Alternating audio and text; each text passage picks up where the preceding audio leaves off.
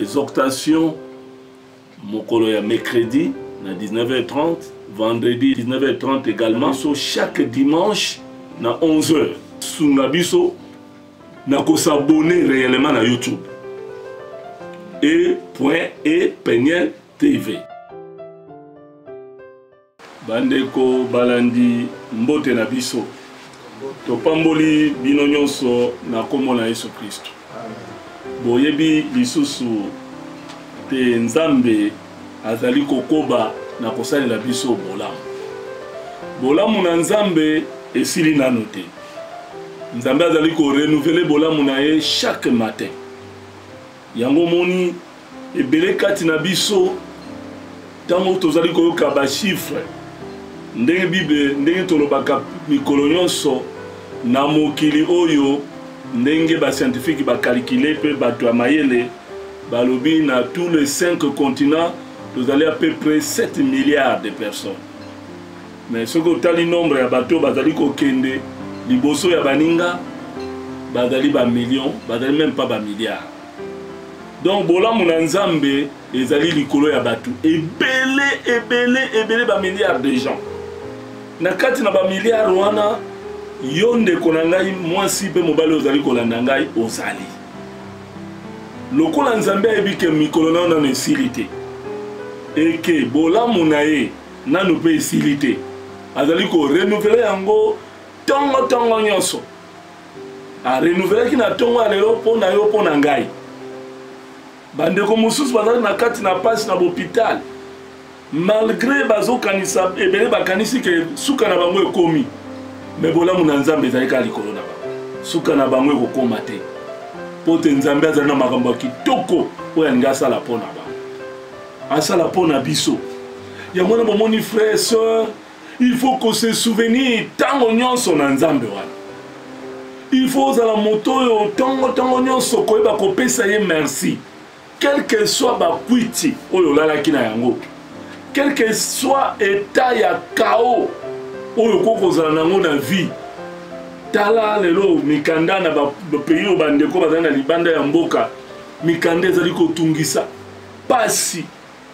Ba propos, ba trahison, jalousie, via bato baby, makambo mosusu, ezali ko tungisa, mututa mususu ezali yo moko confiné na esika na yo, confinement ezali ko continuer na ba pays mosusu, ba misu ba bandeli, na ba mboka mususu ba boyi, ba misusu, bazo e ba ndenge ba ko kende te, eloko mo Kristo, pe ndeko ezali ko landa ngai. Bino ba ndeko ezali ko landa ngai na mokili mobimba. Eloko esengelo simba. Eloko esengeli otia na mutu na yo ezali bolamu na Nzambe esili nanu te. Nzambe azali ko renouveler yango mikolo nyonso na bomoi na biso. Kobanga eloko te. Molimo ya kobanga eza molimo ya lola te. Puisque depuis Nzambe asalaki mokili na ye, molimo ya kobanga ekomama te na makambo na ye kuna. Ekokoma te pe ezalaka te. Kuna ezali molimo ya décision, molimo ya kokamba, molimo ya esengo, molimo ya ba programme, molimo ya ba vision, molimo ya ndenge nyonso ya kitoko, me ya kobanga ezalaka te na royaume céleste. Yango yo pe mo Kristo ozali awa na kati na ba problème multiple, ba difficulté, ba makambo oza kolukana ne komeli yo te, ba situation ekomeli yo, ba dépense, maladie nezo coûter cher. Lelo tu kozala ndeko moko na hôpital, maladie azali kobela ezo coûter cher. Presque vina mobimba aza pe na économie te, mais moke nyonso azali kozwa eza kolekaka mpona nzoto na ye. Pasteur Jean-Paul ndenge atuni ngai, pourquoi nakoko vivre vie ya boye na kati ya famille, na kati ya mboka na bisika ebele? Pourquoi kaka ngai? Nabi mon frère, maladi na yo eza mpona lokumu na Nzambe ndenge Bible alobi. D'ici une semaine miracle kosalema na bomoi na yo, puisque Nzambe atindi mosali na Nzambe oyo koya kotia suka na makambo na yo. Pourquoi na tonga lelo Nzambe alobaki na tambola okokoma na esika boye, okomona boye, tango okomona moto boye tiela ye maboko na kombo na ngai akobika lokola na ye pe na moni yo okobika. C'est que bolamu na Nzambe esilaki nanu te et se renouveler na vie na ye. Et na kozongela bino ya ba témoignage nyonso omona ndenge moninga kozwa nzoto na ye lisusu. Donc na kati na mokili eza na bato mosusu nzambe atia bango po balekana na soutien ya vie ya baninga mosusu. Moto moko akoko vika na mokili oye moko te. Ndenge tolobaka personne ne vit pour soi-même. Biso nyonso toza na ministère ya complémentarité. Yo za kosala boye pona baninga mpe bazosala boye pona yo. Moto moko vivre na mokili oye moko te. Moto mutaza na spécialité na ye. Moto mutaza na ba grâce na ye. Moto mutaza na ba faveur na ye. Moto mutakobika tango na ye na ndenge nzambe abongisi. Le problème est que yo zala à la page. Yo zala un avec ce Dieu là. Nzambe angonan c'est Jésus-Christ de Nazareth. Nous présentons un Jésus vivant, un Jésus vainqueur, un Jésus Elohim, un Jésus Torobina Peniel Adonai Shama. L'Éternel est présent. Il est tout pour tout. Il a tout, il peut tout, il fait tout, il fera tout, il sera tout. Il est tout. Akamu Isakakak. Yamana frère et soeur, ndenge na pamboli mokili mobimba. Ou bazali kolandanga na ba pays na 5 continents. Na banda par rapport à l'intercession et la prière ya lelo, au passé à côté ya lelo, ezaki assuré na Enis Mankoni pe Shekina Mankoni. Donc Shekina Mankoni pe Enis Mankoni. Puisque bana wana ba komi ko sala ka butu nyonso ko préparer prière net un vendredi. Il y a dimanche que ont assuré na Israël et Yemoko na Obed. Israël qui défend sérieusement le livre de l'Apocalypse. Il travaille bien. Banana, Nzambe akanisela bango bakisa bango mikolo. Intercession mercredi, ezaka assuré na maman pasteur Yemoko. Tout comme aza ko participer na nyonso. Po bino bomona bolamu na ba prière na sala ka ya suka. Ezaka assuré lisusu na Jean-Paul na Eliezer. Face contre terre. Ndenge Barzila ya papa Ndemo Nelson azolala na exactement le modèle ya Israël Mankoni. Banda babotama balala ka mituna se. Mwana gumba lala na mbeto mituna se. Une gloire. Donc ce qui est là komisi bana na pourtant ya prière. Tant ya soutien. Pona ba ndeko bazali kolanda papa na bango puisque je suis en même temps le père biologique, en même temps leur père spirituel. Programme de rappel, c'est mon baptême, nous avons travaillé. Donc, banana bazo travailler, pourquoi? Et sengeli bandeko ya mokili, banana biso ya penyel, communauté mobimba, maman pe papa, o bada li banda ya mboka, bino nyonso za na mokili, o bada ko kanzo to passe, o bada ba mona loboko na nzambe na dimension nyonso, ba famille na biso, ba progéniture na biso, ya lelo pe ya lobby, bo vivre miracle na ba domaine nyonso. Et na kati na soutien na baki lelo po na lobango pe lisusu, po bino bandeko nyonso na molongo mobimba. Nous devons partager ma vidéo. Nous devons payer nyonso. Ndeko na ngai. Beaucoup kako soutenir be bango na prière. Pourtant ils allaient makasi. To komi na période oyo makambo sa lokola etelemi peza ko ningana. Etelemi na ngonga moko na ba pokwa moko bo eningani. Tant to kola muka o bazo kende bazali, o bazali ko tika la bazali. Donc bola mon ensemble et s'il n'ante. Tala pourquoi Pénélien et Pénélienne. Non ba komi la Péniel na esengo ya kola na mate ya oyo. Nde na moni ndeko mususu ya ndeko ya camarade ya mama Sylvie na biso mato abakisi keke. Nzambe akanisela yo. Moto nyonso oyo azali ko tia ba commentaire na ye. Nzambe akanisela bino. Bino bo azali ko s'abonner régulièrement na site na biso .e Péniel TV, Péniel TV Péniel TV. Nzambe apambola bino. Boluka bato balakisa bino ndeni basabonaka. Ezali pas cité, bo s'abonner réellement. Bo s'abonner ne bato baza ko s'abonner na makambo ya réseaux sociaux na ba problème politique. Na ba problème o eza makambo nzambo eleki nyonso. Tango politique ko suka. Nzambe ayeko bato bayolela epai na nzambe. Nzambe ko yeko so contrôle ya biloko nyonso. Basa nzambe ko so contrôle même ya politique. Ya mona bomoni lelo na zingolu ya ko partager na bino thème moko ya sika. Thème moko kaka ya mokuse to ko zo ngonga mingi te. To ko lelo sur une destinée brisée par la trahison. Abongisami oyo ebebisami na tina ya kotekama ya Satan. Une destinée brisée par la trahison satanique, diabolique ou démoniaque. bongisami oyo ebebisami na tina ya kotekama na satana na diabulu pe na bademoni. Alléluia. Amen. Une destinée brisée oyo ebebisami par la trahison na tina ya kotekama satanique na satana diabolique na diabulu ou démoniaque. to na bademoni. Tout comme la une destinée brisée par ses comportements bizarres, ses comportements pervers. Bongisi moko oyo ebebisami na tina na bizaleli ya moto ya mabe pe na bizaleli ya moto oyo apengwa. Alléluia. Amen. Frères et sœurs, une destinée brisée. Destinée toma bongisi ya nzambe pona bomo na moto oyo ebebisami ekatani kaka mbala moko. Donc ndenge ozalaka na il faut yeba destinée na yo eza ndenge nini. Lobi na yo nzambe abongisa yango ndenge nini. Et c'est lobi na yo kokoba kaka na ndenge nzambe abongisa otambola na esengo olia malamu osalela ye na bolamu obika makambo kitoko obala obota bana osala vie okende liboso okoma mozwi okoma patron babenga yo boss babenga yo nani ozala na intelligence nini bapesa yo kombo nini puisque bela bato baleka na mokili bapesa bango bakombo ya ndenge na mokili par rapport na ba savoir faire na bango, par rapport na ba connaissance na bango, par rapport na ba capacité na bango na lobaki na mokolo elekaki sima na lobi. Ba capacité na yo ekopesa yo kombo, ba capacité na yo o nzambe atia kati na yo ekoko kamwisa mokili pe ko mema yo musika. Ba capacité to makoki yo zali na yango eko fongola ba porte eko fongola ba nzela eko tika lisusu na gradin ozalaki te okomata ba gradin te komi na sommet soki pe ba komata na ascenseur nzambe moko kaka à cause ya destinée nzambe abongisa. Destinée na yo ekozala ni ndenge nini brisé ou bien ekozala continuel na kati na gloire. Mais les autres jours ba pona ba vie ya bato yo destiné na bango ezali brisé promptement directement.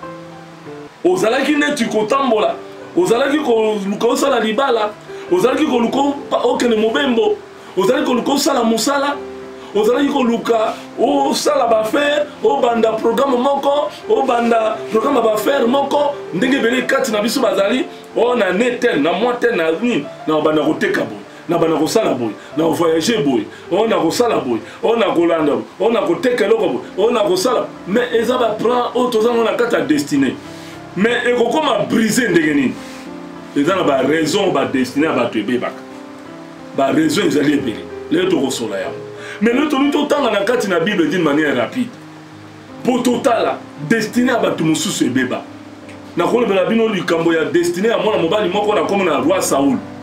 Nzambe bongisa ya koma roi asala makamba umeli na Israël mais destiné yeko beba ndenge nini akeko kufa na bitumba na territoire ya Gilboa de Saoul mukolo moko yena bana na emisatu o Nzambe apeseke ba brave na lobako mikolo nyonso la mort d'un père et de ses 3 fils, une destinée brisée en un clin d'œil à cause il y a ba comportement là-bas. À cause ya ba bizali nae tata mutu makasi tata koluka ka guerre tata kobenda ka bitumba papa koluka ka makambo na ba e mukolo wana aluki problème na o baluka ka te na nzambe ye moko atalaki désobéissant na nzambe nzambe asukisi ye atie ya nderoute liboso bango na yo lelo zo luka problème na nani bino bozo luka problème na baninga na yo mutu na moninga na yo boy. Même de tous autres en mboka na biso Congo n'engeza kokene batu balubi koloba politique te papa ça bémission non bien mais politique ko s'occuper na biso so to koloba ngote biso bezo to koloba politique te ba politicien ba komona la biso puisque mboka oyo ba politicien bazia ngona otage mbongo nyonso ya mboka presque 80% ya budget mboka ezo keneka makamba ba politique ezo zo mboka na otage ba politicien baza pervers na makambo epele compliqué. Tous les temps de notre vie politique, les politiciens. Et ma branche nous sommes tous l'église, babaka na sima. Et on va dire kaka ko finga ka bato église. Ko tombo ka ma be bato église ko surmonter. Bon ma be ya bato amoki. Ma be ba journaliste. Kindo ki ba journaliste, kindo ki bato amoki. Kindo ki bato ya ndenge nyonso. biso basali na nzambe tokomi lokola banyama bato na mokili balingi kosambela lisusu te mpona bavie ya bato me moto na moto ozala responsable na vie no na likambo na yo na ndenge nzambe asala vie ya moto mosu ekoko engage yo te. On ne peut pas trahir un roi de Dieu, on ne peut pas critiquer un roi de Dieu. Frères et sœurs, tous les balelo oyo pona ba destiné à bat. Destiné ne ko beba ka pona ko sakana via basai na nza. Destiné ne ko beba lelo ka pona ko sakana tato aboti ope mama na yo. Oyebi te ke na Bible balobi na biso toto so baboti poto umela moki. So toto si baboti biso te. Destiné na biso ko za briser. Ba bi toto sa to trahir ba père spirituel na biso te. Quel que soit ma bête, un père reste qu'un père. Bino moko bato mokili bolobaka oh soki mwana sundelo na liboko o kata liboko. Mais oui, c'est plus que balobi mabe ko kozala. Mais il faut koyeba ko supporter. Il faut moto azana mokila yeba ke lokola lititi ya mabe peza na liso na ye atiaka baninga maboko te misapite. Lokola yo pe ozali na mabe na yo koninga ko juger baninga te. Ya mo Bible ne juger point. Po yo po kozala juger. Pourquoi nous avons bongo Congo et Nico Sakana na basai na nzambe. Congo mobimba okomo na bato azo tambola na ba photo nudité ya basai na nzambe. Na ba téléphone na bana basi na bani ko tambola. O Bible biso ko mona bolumbu ya tata to na moto moko. O la keli mabe. Yo ko mona ngo réseaux sociaux mais réseaux sociaux zo bo mabiso. Ezo longola biso liboso ya nzambe. Biso ko take mutu te. Bato musu ba zo ngo ko musala. Mais c'est anormal. La fin nous dira quelque chose. Mais le koto yebi seulement, biso basala ndenge photo sala nyo to tambola ndenge nzambe alobi, pe to sala musala na biso ndenge nzambe atini. Mabe na biso to tubela to luka nzela mususu. Et c'est comme ça to koken. Mes frères et sœurs, il y a personne qui soit juste sur la terre. Il y a que Jésus seul. Il y a mon lelo na lobi, keba na destinée na yo. Et cause a brisé na domaine ni. Et cause a brisé na ni na critique. Et quand ça a brisé, une destinée brisée par la trahison. Ce qu'on dit trahison, c'est sa destinée. On ne peut pas trahir celui qui a créé de l'impact dans ta vie. On ne peut pas trahir quelqu'un qui a fait quelque chose qui a créé impact même dans le pays, même dans le village, même dans le mboka, même dans le ndako, même dans la famille, même dans le foyer. Maman talana ne critique au commun pour le mobile nalo. Mais impact au ya créé. Papa talana ne critique au commun pour le moisi nalo. Impact au moisi na créé. Frère Yaya talana ne critique au commun au trahison au commun. Mais tala impact au lek no a créé. Lek talana ne critique au commun au trahison au commun. Tala impact au Yaya no a créé. Ba Yaya mingi kutu. Ba boya kutu ko luka ko sala makambe belé. Pourquoi ba sunga baleki na bango? Tant batika di bango moko. Tant bazana ba parents moko impuissant. To komi na temps oyo mokile komi ko kufa ezoke na suka pourquoi jalousie envoûtement makambo epele koti et ba destiné ba tebele ko za briser au moins mutu fala comme na fleur d'âge mutazo comme na âge moko élevé mutazo kufa na fleur d'âge au moins mutu nzambe apese 100 ans 80 ans mais mutu a diminué ngo yemoko a cause de bloko moki taba jeune sende ba oluka lelo ba vie na ba kiss na banda kokota banganga koluka bokitis koluka mbongo mposa munene atango na mwa kete na mutuka ata mwa véhicule mais biloko nyonso yaka na tango po nzambe asi abongisa yango ese luka ko envier baninga kokota na buzoba te oyebi bato mosusu na bafamile na bango kisi esimbaka bango te biso toza kati na yesu kisi ekosimba biso te mpe tokokota na makambo ya satan kokanga biso nzambe akobwaka biso. Nous devons tout faire dans la vie. Nous devons tout faire dans la vie.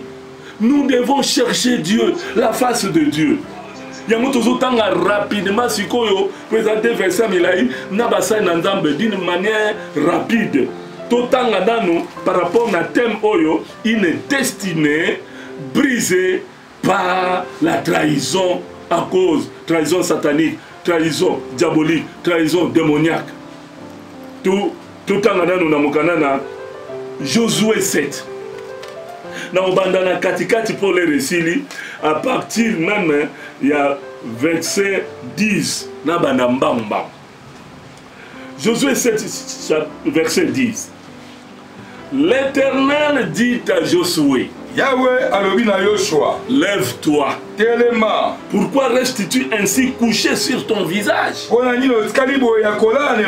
Israël a péché. Israël a soumuki. Ils ont qui subsistent encore aujourd'hui. Et l'Éternel revint de l'ardeur de sa colère. C'est à cause de cet événement qu'on a donné jusqu'à ce jour à ce lieu le nom de la vallée d'Accord. Alléluia. Amen. Na otanga nyonso mbala moko mageza makambo epele mais na confiné yango pe po na sala mwa na lombango. Amen. Amen. Ah, minute ezokima mbango soki olingi tozala d'une manière exégétique to herméneutique okokoka te tokolobaka kosurvoler soki bapriere ebandi nzambe asali grâce mpo kala mingi te ezobandela ata nombre tokozala mike na banini soki nzambe akosalisa biso okoya koyoka sikoyo lisusu maloba ya mozindo na yango na molai awa ezali soki oza philosophe zwaka mayele mpo tooloba nyonso te profite ka ntango totangaka wana yo mpo ozwa eloko lere moko soki ovandi tanga lisusu surtout bino bato baza confirme olie otangi bible eza te olie obandi kotala soki biloko nini tangaka bible tolingi totanga rapidement dans Jean chapitre Jean combien? 13. Jean 13 à partir du verset 18. Yohana, Jean 13 à partir du verset 18. Amen. Ce n'est pas de vous tous que je parle. Je connais ceux que j'ai choisis. Mais il faut que l'écriture s'accomplisse. Celui qui mange avec moi le pain a levé son talon contre moi. Dès à présent, je vous l'ai dit, avant que la chose arrive, a été glorifié en lui, Dieu aussi le glorifiera en lui-même. Il le glorifiera bientôt.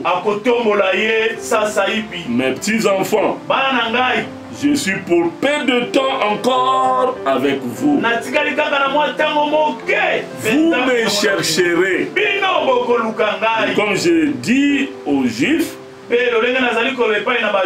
vous ne pouvez venir où je vais. Je vous le dis aussi maintenant.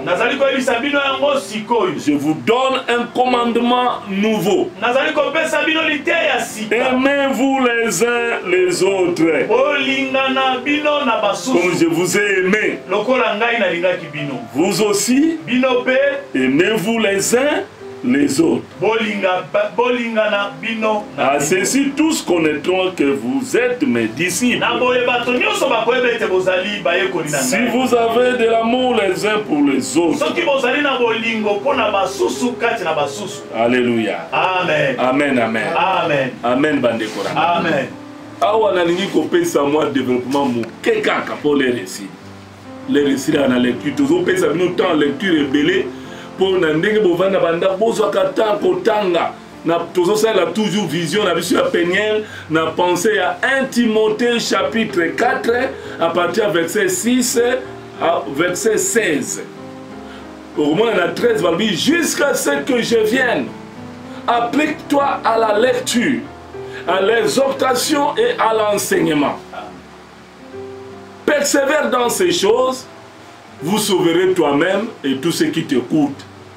Ti kinoye sokoya bomi pesa na kotanga Biblia mingi na kolendisa mingi na kolanda mate ya molai mingi oyo ezali mate ya molai e kino tango ya koya soki boza kosala yango bokomi bikisa bino moko bobikisa pe bobaza koyoka bino yamoni biso lelo toza koteya makambo oyo po te tobikisa biso na oyo bakoyoka biso pe tozotanga Bible mingi bokolanda wana une destinée brisée ya mwana mobali moko na komo na Akan po na texte ya liboso ya Josué oyo totangaki 7.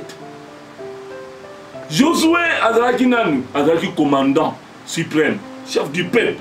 Après la mort de Moïse, serviteur de Dieu, Josué, serviteur de Moïse, a eu commandement à Makam. bakomi kokende bitumba kolonga kosala nyonso na nzambe elongo kotuna nzambe baprogramme ya bitumba kotambola. Josué a commandé qui peuple avec sportivité, courage et détermination, amour et sévérité, sincérité. Azaki vraiment un leader charismatique et un patriarche. Azaki nyonso akwa kosala. Mais baiko koma na bitumba moko komela ki bango na peuple ya ai. Na kozala molaïté, na kozala vraiment pragmatique.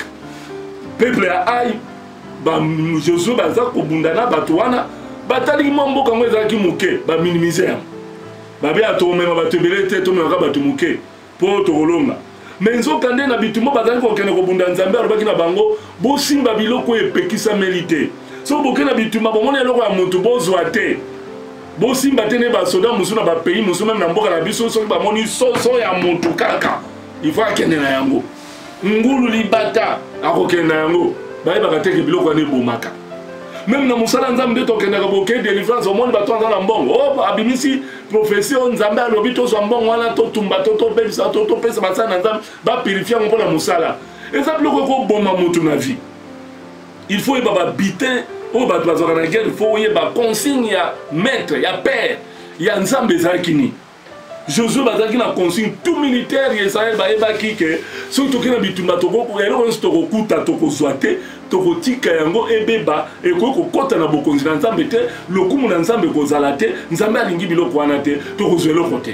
Et maintenant bazokende jeune homme garçon à 20 ans puisque l'Israël bazozwa soda banda 20 ans ti l'âge ya likolo bazalaki tellement puissant fort sous commandement de Josué, bazokende bitumba kolonga balongi na Jéricho boyebi ndenge histoire ya Jéricho na mir kaka na mukoyemba kaka bakwesi balongi bamboka mais tant bakomi na ai bandi bitumba boye baéchoué bakompenaki te nzokande mwana mobali moko aza na destiné na kitoko un meilleur militaire na kati na bagroupe ya bamilitaire Israël tant bazokende ake komona na kati na bibundeli tant baza kobunda aza kotala kotya moni na ndako moko amoni manto moko ya kitoko ya Shinéar eza na mbongo ebele lelo na valeur monene amoni lisusu lengo d'or talaka lengo d'or oyo bakonzi baoboma nzoto lelo koteka mboka mpona balengo d'or bapoliticien moto ozanga koma politique kaka mpona kozwa mapamboli banini.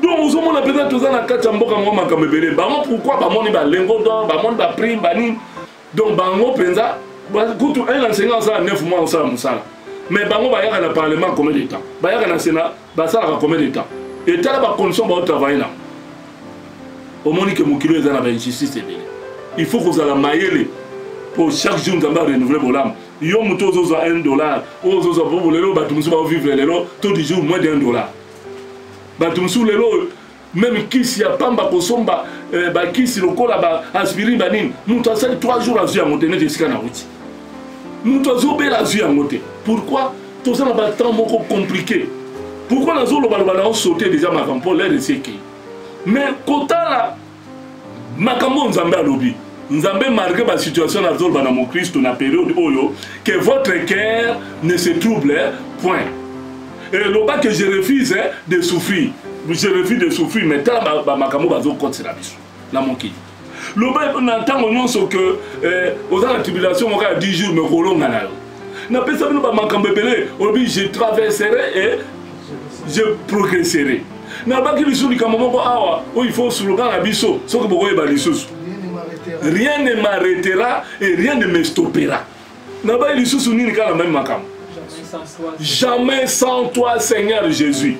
Donc bika na biloko wana pozwa makambo ya kitoko na période pour ce qu'on a dit Benji dit l'Éternel ezalaki ete moto moko azweloko ya mabete quand bien même passe ezali quand bien même nini pour nzambe azali na posa Israël balonga bakina ntina mokili na elaka mais tala mwana mobali wana akan azali na destiné na ye kitoko azalaki na koko na ye awuti na famille ya Zabdi koko se répond Israël l'ordre ya kobota meza na ntina te babaka fils po bango mutu nyonso to aza mwana koko na azaka mutata na yo papa na yo azaka papa na yo koko na azaka papa na yo do eza kumndenge wana tala ka famille abotami famille kitoko aza pe na tribu ya Juda awuti na tribu awuti na famille awuti na libota awuti na papa awuti na maison awuti na mais moi mbala azaki vraiment reconnu officiellement na kati na basoda ya Israël mais tala à cause ya comportement na ye, à cause ya bizaleli na ye ya kimoyibi,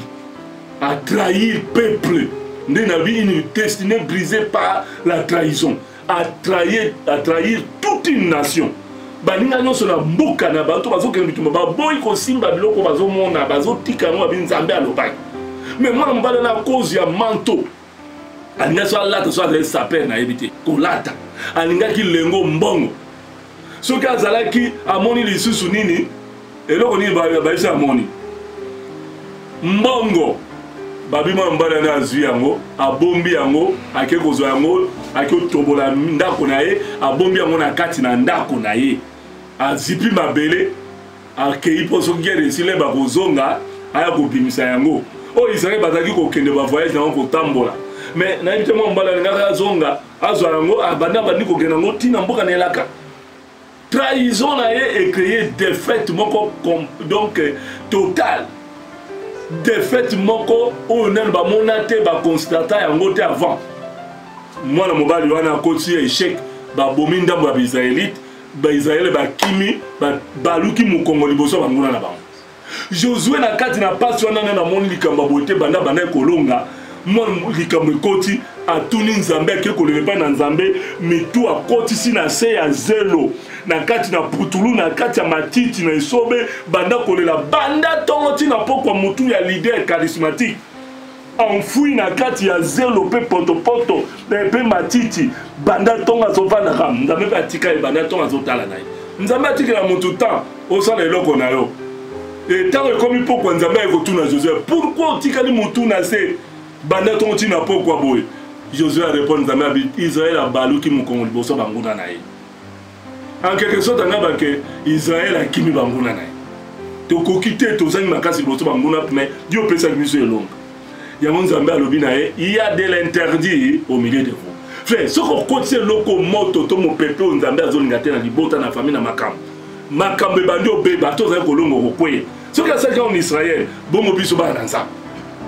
soki asaki na peuple na ye o basala alliance na ye nzambe azoba bien Israël a transgressé mon alliance c'est-à-dire soki ozota mon alliance kongo transgressé obebiso kwesa alliance wana te ndeko lelo yo osala alliance na nani alliance na papa na molimo no et ezo continuer alliance na pasteur Jean-Paul ezo continuer alliance na nzambe ya Jean-Paul ezo continuer Jésus-Christ de Nazareth. Alliance na bana na yo, alliance na mobali na yo, alliance na mwasi na yo, alliance na camarade, alliance ba faire robo yo kana ki na groupe na bino bo sala alliance bo sala ba faire ensemble. Et c'est trahison ezalité. Tala trahison, c'est la trahison ils ont brisé toute une destinée. Et destinée à moi mobali wana beba kinde kini pona okene mbangu bolandi li solo. Nzambe bibo tuna ba ye ko landela, ba ye ko mona libo ba tirer au sort libota ya tribu. Na libota tribu ya Juda, libota ya Juda. Libota ya Juda plutôt balandi bazu fils papa na bango Zabdi, Zera. Bakene Zera bazu papa Karmi. Karmi batala au mwana ya kan. Mwana ya kan maison nzambe bo luka homme par homme ba yo kana kan. Akan fille désigné na tribu de Juda. Fils de Zabdi, fils de Karmi, fils de Zera. Soni andenge wana mukili. Yango ke Josué alobina moi mbala akan. Donne gloire, mon fils, donne gloire à l'éternel Dieu. Pesa le coup mon nzambe na yo. Ça dit so pesa le coup mon nzambe loba vérité. Papa li kamuso ezali ndima. Maman li kamuso ezali loba vérité. Frères et sœurs, il faut que la vérité. Ça ne sert à rien pour combattre pour bunda kolela. Et si on va oui, le bas oui. Et si on va non, le bas non. Et si on demande affirmation de qu'on sauver. Quand les babines paient sa gloire à l'éternel dans Zam, on dit oui. Balobi lobe la biso lokoni yo sali abe effectivement na sala ki boye na mona ki manteau moko ya chinea ya talo mingi na moni lengo d'or na moni mbongo na moni nini biloko yango na zwa ki yango na ki ko bomba yango na kati ya ema na ngai na kundi yango na mabele za likolo pe na tie mbongo na se lengo na se bilamba likolo batindi batu mbanga ke na ndako kamia zo ndako pe ya capot ya des passages moi mbalo azala ba technique moi muyiba mabe à cause de trahison, on a qu'à payer, bah tout va couper. T'as le trahison des ans dans la République démocratique du Congo. 10 millions de morts. même toujours rien. Mais moto a bomi moto moko, moto a beti moto mbeli moto a sali 20 ans, 15 ans, bazo vumela na boloko. Mais bato ba boma ba million, bato ba partir na ba guerre. Ba vandi na bango pe bazo leka, bazo yembela bango bete bon mabo. Mon frère, il faut beaucoup prier. Tous en un temps moko difficile. Il faut que l'interdit bimakati na biso. Mon fils, donne gloire à ton nom. Pasteur, donne gloire à ton nom, à l'Éternel. Frère, donne gloire à l'Éternel. Sœur, donne gloire à l'Éternel. Politicien, donne gloire à l'Éternel. Nous s'appelle ça le coup ensemble. Le bail le connaît au sale. Bah jugement comme ça, bah me bah confusion, bah me bah mbongo bah ni. Mais mon fils, c'est ce qu'on y va qui mbongo solina. Donne gloire à l'Éternel. Ndima. Puis le bail c'est quoi bombi yango. Le bail c'est quoi bombi yango pe zongi sa yango. Pour quand zongi sa qui aille. Oh yo bombi yango na pays nini. Au bon bien on a un royaume nini. Aux attentes espère aux hommes satés. Tu auras des ennuis éternels. On ne se moque pas de Dieu. Frères et sœurs, à quand peut se gloire dans Zam, Andimi. Alors, une destinée brisée par la trahison, a trahi le peuple, nous avons remis mon toit là-bas, ça n'est pas tombé dans la mort. Basui à quand, bah matché dans Ngomba encore. Oh Jean-Paul en Israël, j'ai toujours pensé, vie à Batoumi Balé, bah trahir, aux hommes, moi c'est à l'autre à trahir ça, mon bain. Que nous avons là, ce qu'on a en Israël, au monde, moi c'est à l'autre que nous avons dit. À quand les sous-valés d'accord, tirez-le. Jusqu'à aujourd'hui, pour la trahison, on peut se valait d'accord. Trahison, on peut se combo. Bateau, la trahison, on peut se faire une histoire. On peut se faire un combo. Bazui, moi, le mobile, bakangiye, bamemie na likolo ya ngomba. Bibelobi, basalinine, na mukuse, alléluia. Bazui famille na ye, bazui biloko na ye. Bazui ba meme nzoka ndimo mbala na richesse mutu azana ba ngombe azana ba meme azana biloko ebele azana bana mibali bana basi mais nzamba sa pambola ke makasi mais bazui tout ce qui lui appartenait bazui yango ba meme yango likolo ngomba na basi na mwasi na bana ya basi na bana mibali na biloko ne nyonso batumbi bango na moto bazui mabanga ba bwaki likolo qui nous le monument etikala na balé d'accord pour nous témoigner esprit à trahison destiné à monter katika na moi si na bana na biloko nyon sezika une destinée brisée au moment mobile mususu moi le papa Cariote a outi na famille à papa Cariote Iscariote a côté na musala ba poni et pour na musala Jésus lui-même le maître mais moi on va là à cause de moyibi la pesa mbongo simba. Mais quand on a moni Jésus, on a pas collé ma fouta, on a collé ma fouta, on a collé ma fouta, on a collé ma cher boy, parfum il y a narbo, on a collé moto à boyer, à zone minimisé une zambe, on a collé moto à boyer. Pourquoi il était volé? Il fallait tout son bon autopé ça na babola. Et Jésus n'a pas commandé ça qui passe. Le quoi il ça qui trouble l'esprit naé, Nathan naé a beaucoup fait ce kokaki. Vandi boy moye ko limoka Jésus alinga kimi boy ba Jésus ala moye ko za olinga mi na vie pe ko za ngate mutu mo balinga kami a cause misa na biso kitoko bato na destiné moko exceptionnel destiné moko vaincu destiné moko élevé bango balinga bango toujours na moki mais bato na destiné brisé ba me manka na kati na passe Judas azui abandi ko ba de n'importe quoi pour na Yesu avandi lisusu na kati ya groupe esika Jésus azalaki na mukuse ndenge bolandi bino mo botangaki mwana mobali ya ndenge wana avandi lisusu pembeni na Yesu muyekoli munene ya Yesu avandi na makolo na ye Yesu alobi na bango etikala moke ntango na ngai koka moto azalika momo alinga sala mpona asala yango na lombamo nde pasal basongo tonganga tonga na lombamo songo sanga mabe sala yango mbangu toleka na makambo mosusu mpo Jésus mpe alingaki basala oyo baza nango mposa baleka na makambo mosusu loba amen na mokuse Iscariote avandi na ye kaka boye moyekola ya banda kovanda na tolo ya Yesu azobaluka na tolo ya Yesu avanda kaka boye Jean Yohana Pierre asali esinga bituna ye soki eza nani yango oyo akoteka yo Yesu alobi kati na bino moko na bino akosala nini akoteka ngai la trahison oyo yoka destiné brisé pour la trahison pourquoi koteka moto moto a créé impact na koteka ndeni et tant Jésus alobi bongo Jean Touni maître moto on na koteka Jésus était clair abi moto o na kozwa mapa na tie na kati na sopi na kotia on na kati na scène o na soupe oyo na makila oyo on a retrempé na kopesa yewana nde muta kotekanga maître aza clair a désigner ka moyibi lelo pe na pays so muta moyibi bo désigner ye bozongisa ba million boyiba na mboka na biso bozongisa biloko nyonso ebunga bo désigner batu juge désigné pour la juge bino batu na makambo pays comme na suka peuple azo souffrir to comme na c'est à pauvreté pays Congo na Afrique centrale le dernier pays à souffrance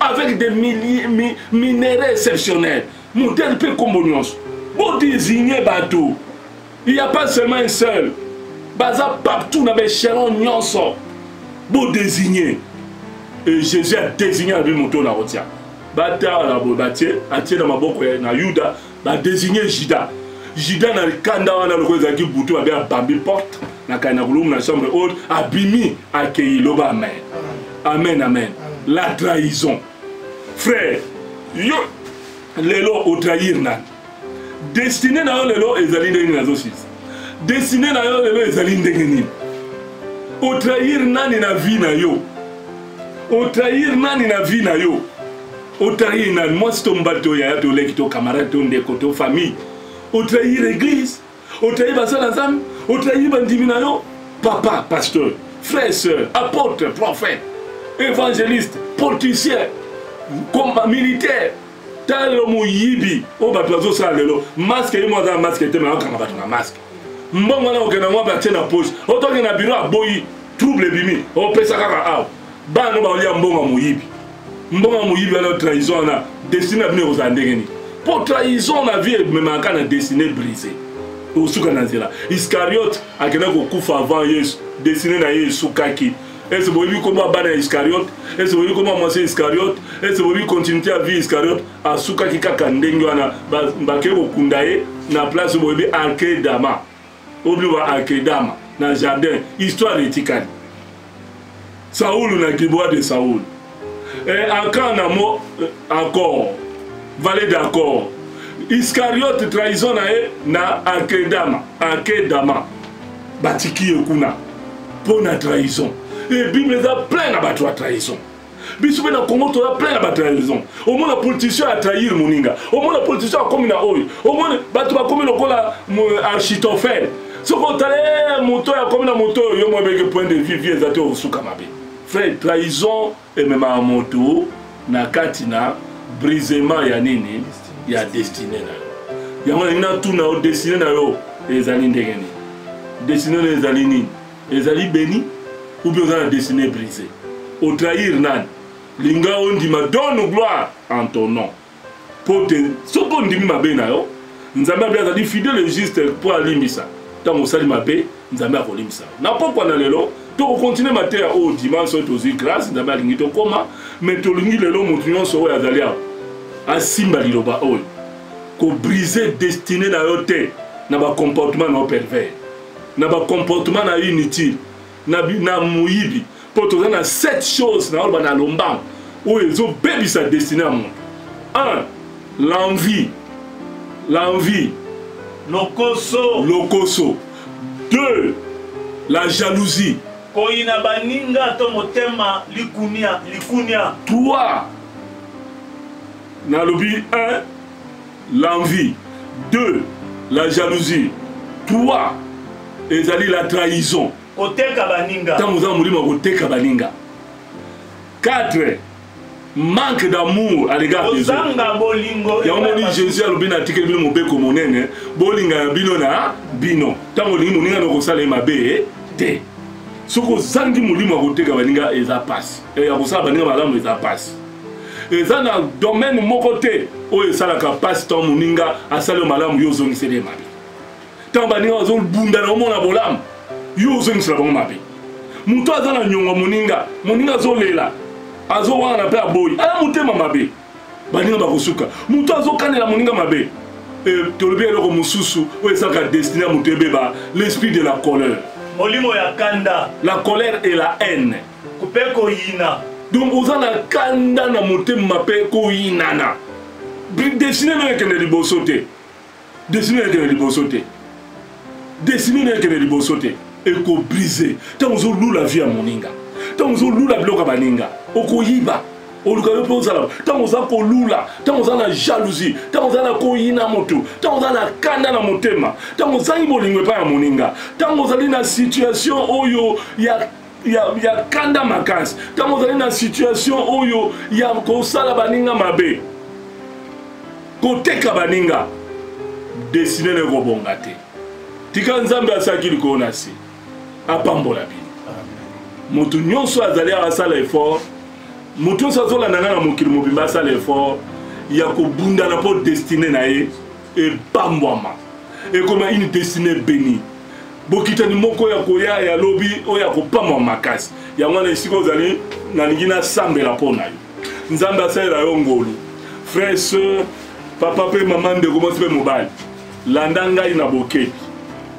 kolo yesu kristo yo mozalisi na likolo na se mozwi na nguya nyonso oyo opesaka destine na mwana na moto na nzela na baalliance contracté avec serment nalakisi yo bapenelienne et penelienne bafrère et sœur bandeko na biso bacompatriote bafrère oyo bazali dissimile na monde na pays nyonso na molongo mobimba papa mpe mama bandeko nyonso baza kolanda ngai o même soki basambela na peniele te me bazali bandeko na kati na nkombo na yesu mpe na nkolo yesu mpe baoyo bayebi yesu te baseli koyamba yesu mpe bakoyamba yesu mpe bakokoma bakristo mpe bato na molongo ndeko nyonso oyo ozali koyoka biso oyo oza kolanda biso frère et sœur esika ozali na ngonga oyo puissance nyonso ememaka motu na trahison elimwa na makila na yo elimwa na nzoto na yo motu nyonso akoluka mema yo na trahison na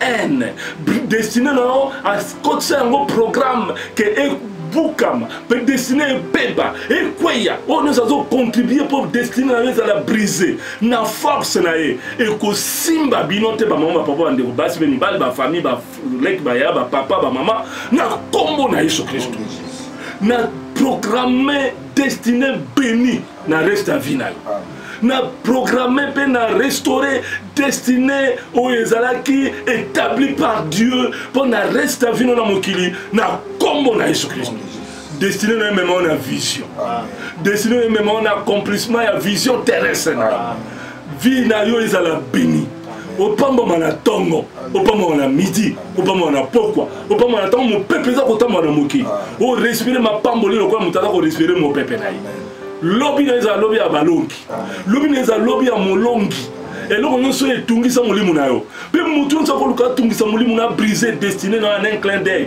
akokweya mpe akokufa liboso na yo na nkombo na yesu aka akufaki liboso ya bato ya trahir boyebi yango malamu ke mwana mobali oyo na nkombo na Saul akufaki liboso ya bato alaki kosala bituma David atrahisaki David oyo abundela bituma mpo na intere na ye akufaka liboso na ye boyebi ke Judas Iscariote akufa liboso ya Jésus Christ mpo atrahisaki ye bato nyonso bazoluka kotrahir bino liboso ya bana na biso liboso ya bafamille na biso liboso baleki nzela oyo nyonso bayaka na nzinganzinga mpe bo bavandi na biso na nkombo na Yesu Kristo lelo na établir ekulusu ya Yesu na bomoi na yo la croix de Christ na ndako mpe esika otiaka motu na yo otia motu no na bacarton otia motu no na pièce mo reculé otia motu no na balabala ekulusu ya Yesu ekozala mpo ebatela na nzela makila na ye olonga libela ozwa bavictoire totale na domaine nyonso santé na eza divine maladi nyonso oyo ezowumela ezofaire dépenser oyo ekoma lokola trahison na nzoto na yo na démantele yango na nkombo na Yesu programme nyonso ya monde ya ténèbre ndenge esprit ya Satan akotelaki mwana mobali oyo Judas Iscariote akoti babi Satan akoti na motema na ye ndenge na bi trahison ezoya na vie ya motu na pensée moko satanique diabolique démoniaque esprit nyonso satanique diabolique démoniaque oyo yaka na motema ya moto azalaka na nzinga na yo oyo esika bozosala na ye esika oza kotambolaka na kati ya foyer na ndako na famille na belle famille na bacamarade na bisika olekaka mpe esika otiaka matama mokolo na yo ekokondane motu wana na nkombo na Yesu Kristo la puissance de la réussite emema yo na accomplissement la vision terrestre au côté na destinée béni organisé orienté et où ezali déterminé na kati na prédestination na préscience ya nzambe o tokangi na selelo na kondima tokangi na likolo na kombo na Yesu nkolo so azwa lokumu mpe biso nyonso tobeteli nzambe ya maboko.